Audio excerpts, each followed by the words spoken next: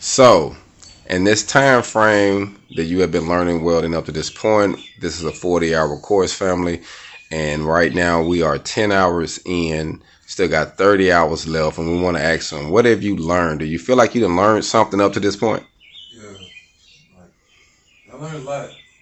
I've only been here for 2 days, so I've learned to take one patience. It's a lot of character development within it all, and yeah, it's really therapeutic experience also. So yeah, you get to do things you didn't think you would be able to do when you first come up in here, but yeah, you're able to do it. Okay, that's good. So do you feel like this would be a class you would recommend to someone else? Yeah, of course, it will be. Okay, and Anybody my age, for sure.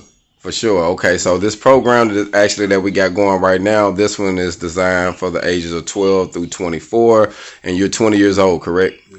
So he hit right there at that time because in that age between 12 and 24, they said we either going to be dead, in prison, or addicted to a harmful drug. So we caught him right there in the middle. And also I want to ask you, and just in this time frame, do you feel comfortable on leaving here? If someone say, hey man, drop me a MIG B, do you feel comfortable going in and laying one down? Yeah.